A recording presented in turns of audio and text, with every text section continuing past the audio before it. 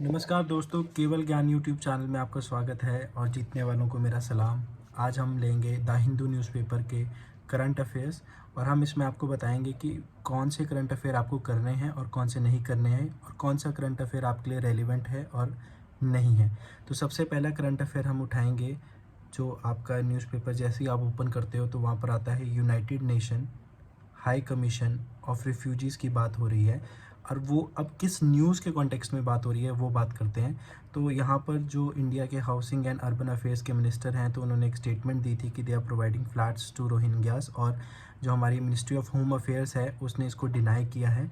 More over उन्होंने Delhi government को ये कहा है कि वो जल्दी से जल्दी जहाँ रोहिंग्या रह रहे हैं उन्हें डिटेंशन सेंटर्स डिक्लेयर करें। तो यहाँ पर एक क्वेश्चन उठता है जो है UN high commission for refugees का। तो आप लोगों को इसके बारे में थोड़ा सा पढ़ लेना चाहिए। मैं मानता हूँ आज तक यूपीएससी ने इससे रिलेटेड कोई क्वेश्चन नहीं पूछा है, बट स्टेट सर्विसेज में इसका क्वेश्चन आ सकता है, तो आप एक बार इस पर नज़र दे सकते हैं। फिर नेक्स्ट वहीं हम एक डेलिमिटेशन एक्सरसाइज की बात हो रही है।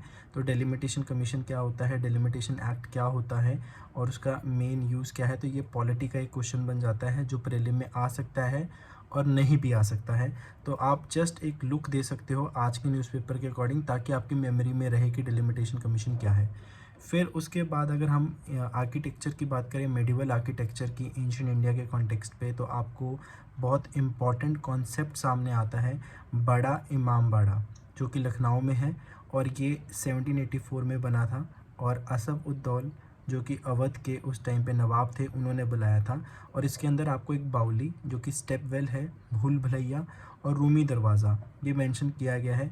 तो ये आपका बड़ा इमामबाड़ा के साथ मिलता जुलता है। तो आपको ये जैसे मैच द फॉलोइंग में आ सकता है, या फिर जिस तरह से एक स्टेटमेंट आ सकती है कि बड़ा इमामबाड़ा जो है वो लखनऊ में सिचुएटेड है, या असफ उद्दौला अवध के जो नवाब थे उन्होंने ये बनाया है। तो इस तरह की ये स्टेटमेंट आ सकती है। तो आपको जैसा कि आजकल इस बार यूपीएससी ने चेंज किया है पैटर्न, तो वहाँ पर उन्होंने बोला था स्टेटमेंट 1 इज़ करेक्ट और 2 स्टेटमेंट्स आर करेक्ट, 3 स्टेटमेंट। तो ऐसे में ये क्वेश्चन एक आ सकता है। उसके अलावा स्टेट सर्विसेज के लिए क्वेश्चन है, नॉर्थ फ्रंटियर रेलवे ने एक रोपवे कंस्ट्रक्ट किया है कमखे आसाम में। तो सीधा सीधा डायरेक्ट क्वेश्चन है, आने को आ सकता है। फिर एक श्री अंजनेया टेम्पल है गोदावरी रिवर के ऊपर आंध्र प्रदेश में। तो गोदावरी का जो बहाव है, जो फ्लड का इशू चल रहे हैं अभी, जितने भी हमने रिवर्स के बारे में पढ़ा है, कि जैसे कि हमने यमुना कैनाल में पढ़ा था, जिस तरह से अभी गोदावरी का पढ़ा, नीचे कावेरी का पढ़ा, तो ऐसे बहुत सारे रिवर्स के जो फ्लड इश्यूज़ आ रहे हैं, तो उसमें ये एक इम्पॉर्टेंट एस्पेक्ट ऐड कर सकते हो आप। फिर अगर हम सिटीज़न विजिलेंटिज़म की बात करते हैं, तो एक बहुत अच्छी हेडलाइन है जो आप एज एन एग्जांपल यूज़ कर सकते हो जीएस पॉलिटी की गवर्नेंस में, जहाँ पर civic action helps Assam Rifles थ्वाट स्मगलिंग, कि सिविलियंस ने किस तरह से पैरामिलिट्री फोर्सेस की हेल्प करी स्मगलिंग को रोकने में। तो ये एक बहुत अच्छा एग्जांपल बन सकता है जहाँ पर आपका सिटीज़न विजिलेंटिज़म पे कोई क्वेश्चन आए तो। फिर उसके बाद एक और आप ले लो कल्चर का एग्जांपल, लैक बैंगल्स का, जो कि हैदराबाद तेलंगाना से जुड़े हुए हैं। तो आपको ये क्वेश्चन आ सकता है स्टेटमेंट बेस पे। फिर उसके बाद हम बात करते हैं एडिटोरियल की। तो सबसे पहले वहाँ पर बात होती है चार्ल्स ड्रू की। तो ये आपको वन लाइनर भी आ सकता है कि चार्ल्स ड्रू क्या है। तो it is a US navy dry cargo ship, ठीक है, और वो रिपेयर्स के लिए आई है इंडियन फैसिलिटी पे। बट ये आर्टिकल बहुत इंपॉर्टेंट हो जाता है क्योंकि यहाँ पर एक मैरीटाइम रिलेशनशिप की बात की गई है इंडिया और यूएस की। इंडियन ओशन की बात हो रही है यहाँ पर, मैरीटाइम रिलेशंस की बात हो रही है। तो ये आपका इंटरनेशनल रिलेशंस का बहुत अच्छा एक टॉपिक है। अगर आप इस आर्टिकल को बहुत अच्छी डीपली से स्टडी कर लोगे तो आपको बहुत सारे फैक्ट्स मिल सकते हैं। जैसे कि इसमें कुछ फैक्ट्स हैं, जैसे कि इंडियन शिपयार्ड्स को यूज़ किया जा रहा है रिपेयर और मेंटेनेंस ऑफ शिप्स में के लिए। तो ये इंडिया के आत्मनिर्भर भारत और मेक इन इंडिया प्रोग्राम के लिए बहुत बड़ा बूस्ट है। उसके बाद इंडिया ने लिमोआ जो कि लॉजिस्टिक एक्सचेंज मेमोरेंडम साइन किया था यूएस के साथ 2017 में। तो उसके बेसिस पे ये फंक्शनिंग हो रही है।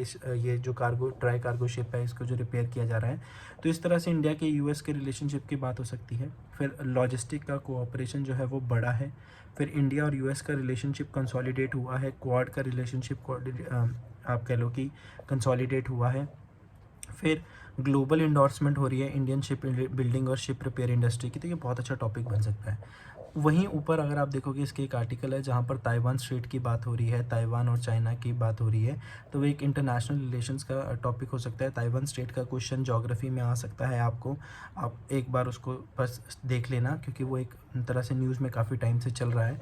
तो ताइवान स्ट्रेट से रिलेटेड कोई क्वेश्चन आपको आ सकता है किसी भी एंट्रेंस एग्ज़ाम में, चाहे वो आपका स्टेट सर्विस हो, चाहे वो आपका यूपीएससी का सिविल सर्विसेज का एग्ज़ाम हो, चाहे सीडीएस का हो, तो वो एक बहुत अच्छा एक मिलिट्री एस्पेक्ट पे आ सकता है। फिर उसके बाद एक बहुत अच्छा एडिटोरियल में एक बहुत अच्छी आप कह लो कि हेडिंग है, वहाँ पर कहा जाता है over zealous judicial intervention is no answer to bad governance in sports body. तो ये गवर्नेंस का एक बहुत अच्छा टॉपिक बन सकता है, एक क्वेश्चन भी बन सकता है यूपीएससी मेंस के अंदर या फिर किसी स्टेट सर्विसेज मेंस के अंदर, कि किस तरह से जुडिशियल इंटरवेंशन जो है वो बैड गवर्नेंस को लीड कर रही है स्पोर्ट्स के अंदर। तो ये आर्टिकल छोटा सा है, आपको पढ़ लेना चाहिए, आपको मेंस में बहुत हेल्प करेगा। फिर एक आर्टिकल नेक्स्ट पेज में अगर आप देखोगे तो the centre versus state tussle over IAS posting, तो ऑल इंडिया सर्विसेज से रिलेटेड है, तो ऑल इंडिया सर्विसेज का आर्टिकल आप पढ़ सकते हो, आपको प्रीलिम में आ सकता है, प्लस ये आपको क्वेश्चन मीन्स में भी आ सकता है कि किस तरह से स्टेट गवर्नमेंट और सेंटर के बीच में टसल रहता है। तो ये इसमें से आपको बहुत सारे अच्छे एग्जांपल्स मिल सकते हैं अपने आंसर लिखने के लिए जीएस मेंस के लिए। फिर उसके नेक्स्ट में आर्कटिक वार्मिंग है, जिसमें पोलर एम्प्लीफिकेशन को सॉल्व किया गया है। जीएस प्रीलिम्स में इन्वायरमेंट का क्वेश्चन है, सीधा सीधा आ सकता है, बहुत सिंपल है, इवन मेंस में इस बार पूछा जा सकता है, और ग्लोबल वार्मिंग से रिलेटेड है। तो ये जिस तरह से क्लाइमेट एक्शन चल रहा है, तो इसको आपको एक बार ज़रूर देख लेना चाहिए। फिर उसके बाद एक बहुत अच्छा एक हेडलाइन है, centre projects record production of rice grains. तो ये स्टेटमेंट सम है, आपको इसमें इस तरह से क्वेश्चन आ सकता है कि 2021-22 में 315.7 मिलियन टन्स की प्रोडक्शन हुई थी, जो पिछले साल 2020-21 से ज़्यादा है। तो ये ऐसी स्टेटमेंट्स आपको आती हैं आजकल। तो इन स्टेटमेंट्स को अगर आप पढ़ोगे, इस आर्टिकल को पढ़ोगे, तो आपको ये स्टेटमेंट्स मिलेंगी जो आपको हेल्प करेंगे उस आंसर को सॉल्व करने के लिए।